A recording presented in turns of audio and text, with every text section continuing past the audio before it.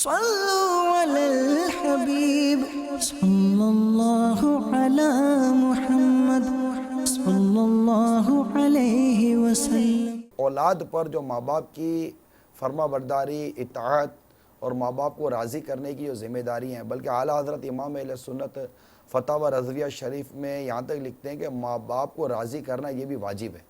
یعنی ایسے کام کرے جس سے ماں باپ راضی رہیں، خوش رہیں، ان کے دل میں رنج اور ملال کی کیفیت پیدا نہ ہو، مطلب ان کو خوش رکھے۔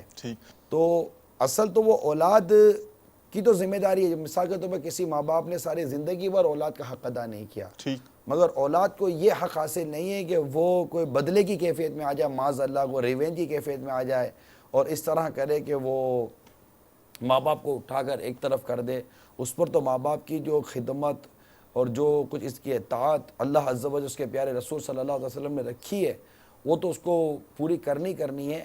البتہ بات وہی میں آ کر کے عرض کرنا چاہ رہا ہوں کہ یہ تو ایک سائیڈ ایفیکٹ تھا۔ تو ایک جو بات میرے ذہن میں آ رہی ہے وہ میں مدنی چینل کے میرے ناظرین کو عرض کروں جو دنیا بھر میں جہاں بھی آپ اسے سن رہے ہیں، کہ اپنے بوڑھے ماں باپ کو اولڈ ہاؤس میں جمع مت کرواؤ۔ میں نے اولڈ ہاؤس کی موویز دیکھی ہیں، ہمارے اسلامی بھائی گئے تھے ان کی موویاں بنانے کے لیے، کسی وجہ سے مدنی چینل پہ اس کو آنر نہیں کر سکتے۔ یہ بہت دکھی ہیں، آپ کے ماں باپ اگر اولڈ ہاؤس میں ہیں بہت دکھی ہیں، بہت پریشان ہیں۔ ٹھیک ہے، ان کی زبان سے ہو سکتا آپ کو تکلیف ہو، ان کے مزاج سے ہو سکتا آپ کو تکلیف ہو، لیکن ان کی اس تکلیف کی یہ وجہ نہیں ہے کہ آپ اٹھا کر ان کو اولڈ ہاؤس میں ڈال دیں اور ان کو اٹھا کر آپ پھینک دیں۔ مثال کے طور پر ماں باپ اپنی اولاد سے کہتے ہیں اگر کبھی ہمارے کھانے کو دل نہ چاہے تو ہم سے زبردستی نہ کرنا، ہم زیادہ بہتر جانتے ہیں کہ کب کھانا ہے اور کب نہیں کھانا۔ If we do not want to eat, don't force us. We know better when we should eat. جب ہمارے تھکے ہوئے پاؤں ساتھ چھوڑ دیں اور ہم لاٹھی کے بغیر چل نہ سکیں تو ہمیں اپنے ہاتھوں سے تھام لینا۔ When we can't walk with our old feet, hold us. جس طرح تم جب اپنے پہلے کمزور قدم اٹھانے کی کوشش کرتے تھے تو ہم تمہیں تھام لیتے تھے۔ The same way as we used to hold when you try to walk with your weak body. پھر کہتے ہیں جب ہم کھانا کھاتے ہوئے گندگی کریں اور اپنے کپڑے بھی نہ بدل سکے تو براہ کرم تم برداشت کرنا، اور وہ وقت یاد کرنا جب ہم نے تمہیں کھلانے پلانے اور کپڑے بدلوانے میں کتنا وقت صرف کیا اور ہم اس وقت کیسے برداشت کرتے تھے۔ If we can't eat food properly, can't change clothes correctly, please try to remember took our time to feed you and to change your clothes.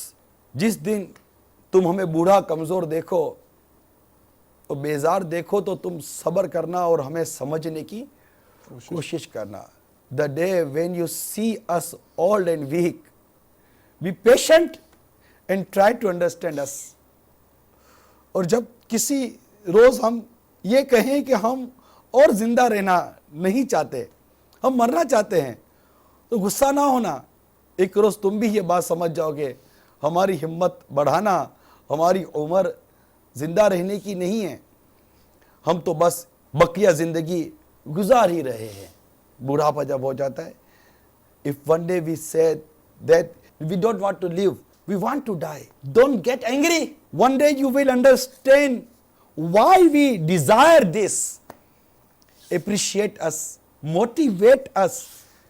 We are just trying to live our lives. جب ہم تم سے بات کریں اور ایک بات کو بار بار دہرائیں تو ہماری بات نہ کاٹنا، ہمیں سننا۔ جب تم چھوٹے تھے تو ہمیں ایک ہی بات کو بار بار ایک ہزار مرتبہ دہرانا پڑتا تھا جب تک کہ تم چپ نہیں ہو جاتے تھے یا جب تک تم سو نہیں جاتے تھے۔ If we talk to you and repeat the same thing, please listen to us. When you were small, you used to tell us the same wording or same story, same habit 1,000 times until you go to sleep, until you go to stop the talking. جب کبھی ہماری یادداشت کھو جائے یا بات چیت کا مضمون ہم بھول جایا کریں نا تو ہمیں یاد کرنے کے لیے مناسب وقت دینا. ہم نہ کر سکے تو گھبرانا نہیں. اصل چیز بات چیت نہیں ہے بلکہ ہم تمہارے ساتھ وقت گزارنا چاہتے ہیں اور یہ بھی چاہتے ہیں کہ تم ہماری باتیں سنو. When we forget something, give us some time to remember it and don't worry about it. Conversation is not the real thing. Actually, we want to pass our time with you and we want you to listen us. اور جب کسی روز تمہیں پتہ چلے کہ ہماری غلطیوں کے باوجود ہم ہمیشہ تمہارا اچھا ہی چاہتے تھے اور ہم کوشش کرتے تھے کہ تمہارے لیے صحیح راستہ اختیار کریں, تم بھی ہمیں اپنے ساتھ رکھ کر اداس, ناراض اور شرمندہ نہ ہونا, سمجھنے کی کوشش کرنا اور ہماری مدد کرنا جس طرح ہم نے کی جب تم نوجوان تھے. And if one day you come to know that in spite of our mistakes, we always wished for your success and try our best that you choose the right way. Don't be sad, angry or embarrassed. Try to understand and help us as we help you were young. جب ہم نہانا نہ چاہیں تو ہمیں شرمندہ نہ کر رہا اور ہمیں ڈانٹنا نہیں کہتے رہے کیا گندے پڑے ہوئے ہو, نہاتے نہیں ہو, you dirty old man. ارے بیٹو تمہیں شرم نہیں آتی, شرم آنی چاہیے. جب ہم نہانا نہ چاہیں تو ہمیں شرمندہ نہ کرنا, نہ ڈانٹنا. یاد کرنا جب ہم تمہارے ہزاروں بہانوں کے باوجود تمہارے پیچھے پڑے رہتے تھے کس طرح تم نہا لو. When we don't want to bath, don't scold us.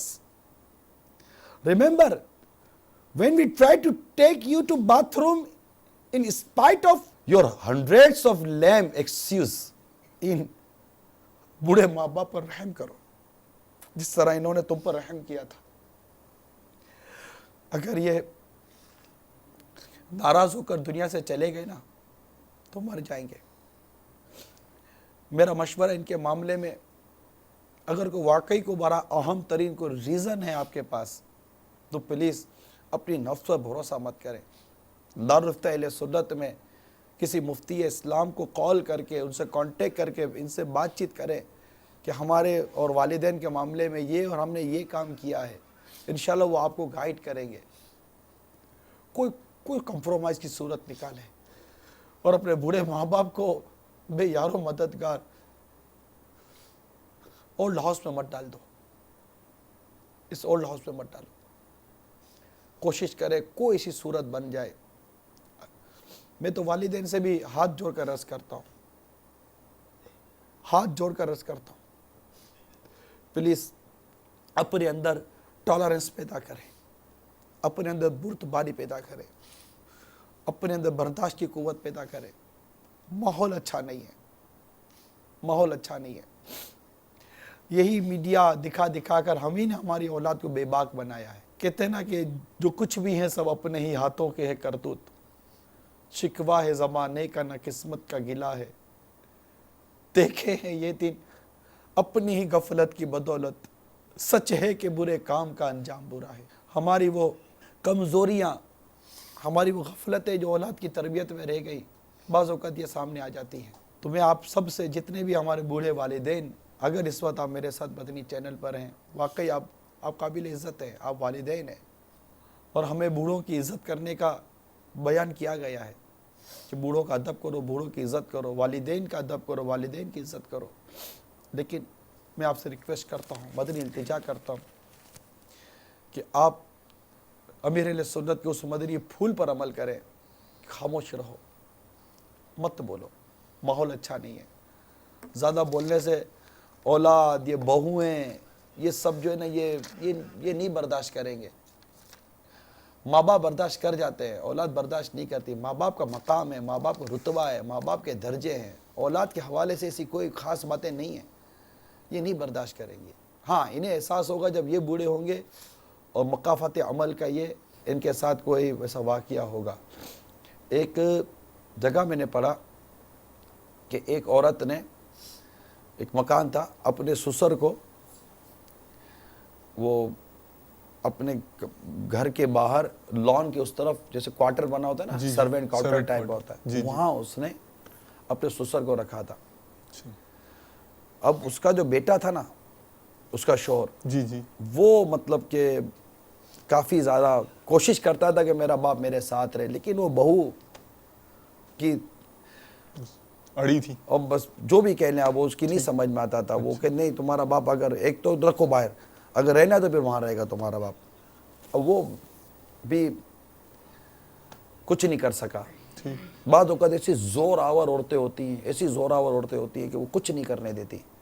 اور مرد گھر چلانا ہوتا ہے, مرد کبھی لاچار نہیں ہوتا, یہ یاد رکھنا. مرد لاچار نہیں ہوتا, مرد کے پاس بڑے پاورز ہیں, مگر اس کو گھر چلانا ہوتا ہے. بچے, اب ایک دن اس عورت نے دیکھا کہ اچھا وہ کھانا وغیرہ وہاں پہنچا دیا کرتے تھے.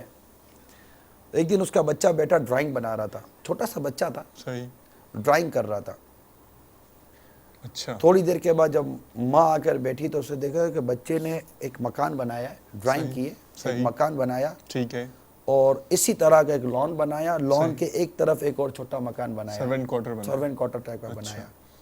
تو ماں آئی, بیٹا ارے ہو اوہو, ویل ڈن, واہ بھائی واہ, واہ, یو ڈوئنگ گڈ جاب, اوہو, what are drawing, what is this my son. تو بچہ کہنے لگا, ماما دس از مائی ہاؤس. اچھا, بہت اچھا ہے. جب میں بڑا ہوں گا تو میں ایک مکان بناؤں گا اور میں اس مکان میں رہوں گا. اوہو, بہت اچھا. تو ماں نے کہا, بیٹا میں کہاں رہوں گی؟ کہا ماں یہ میں نے کوارٹر بنایا نا, جیسا میرا وہ دادا نہیں رہتے وہاں, اس طرح آپ کے لیے بھی میں نے الگ سے کوارٹر بنا دیا. بس یہ پتہ چلنا تھا کہ وہاں وہ ماں کی تو حالت خراب ہو گئی. ماں تو گئی سسر کے پاس, معافیا مانگی, روئی دھوئی, اور اٹھا کر وہ لا کر گھر میں رکھا. جب وہ شوہر صاحب آئے تو گھر کا تو سارا ماحول تبدیل تھا. وہ پھر بتایا, بھائی یہ واقعہ ہوا تھا کہ میں جو کچھ کرنے گئی تھی اپنے سسر کے ساتھ, مجھے لگا کہ کل میری اولاد میرے ساتھ بھی یہی کرے گی. صلوا علی الحبیب صلی اللہ علی محمد صلی اللہ علیہ وسلم.